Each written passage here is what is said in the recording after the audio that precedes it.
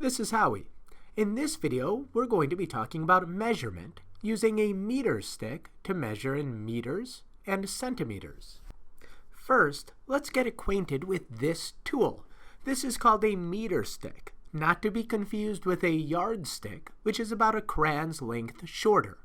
And you can tell it's a meter stick because those numbers running along it begin at 0 and reach all the way up to 100.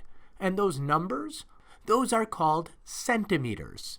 That root word, centi, means hundredth. And just like there are 100 cents in a dollar, there are 100 centimeters in a meter.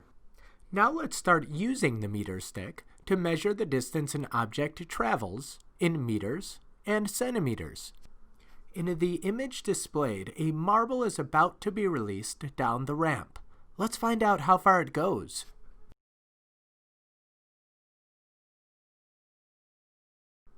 Now we are ready to measure using the meter stick. To begin, make sure you are using the side with the centimeters on it, going from 0 to 100. The opposite side may have inches, ending around 39. Next, line the 0 of the meter stick up with the starting point of what is being measured.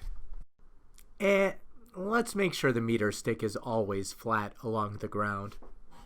If the object being measured is longer than 1 meter, mark the end of the meter stick with a piece of tape or a sticker and then slide the meter stick down. Repeat as necessary. Our object, and in this case the marble, is less than 1 meter away, so let's zoom in and figure out how many centimeters away from the last marking it is.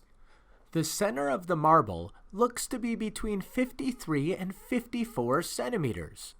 But it's a touch closer to 53, so we're going to say it's 53 centimeters away from the last marking. If we wanted to be really precise, we could use those little lines between the centimeters. Those are called millimeters, but we're going to hold off on using those for right now. To find out the total distance the marble traveled, let's count up all of our markings. 1 meter plus 1 meter plus 53 centimeters. We can write that as 2 meters, 53 centimeters, but you might want to work with only 1 unit. That will make your life easier when you're doing any sort of computation. Using only the unit centimeters, we could write 253 centimeters. Using only the unit meters, we could write 2.53 meters. If you think about it like money, where you might see $2.53, in this case, it's like 2 meters 53 centis. In both cases, that 0.53 or 53 hundredths means 53 out of 100 parts needed to make a whole. Now it's your turn. Use a meter stick to precisely measure the following items.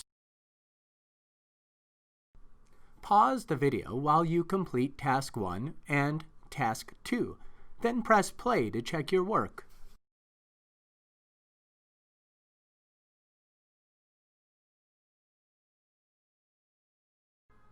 The meter stick looks to be between 8 and 9 centimeters.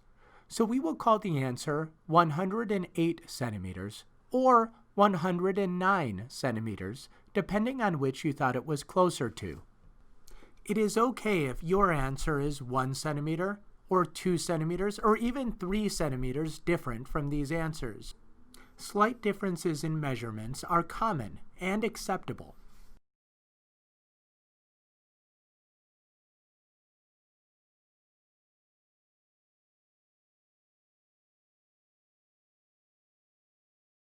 The length of the paper is about 2.24 meters.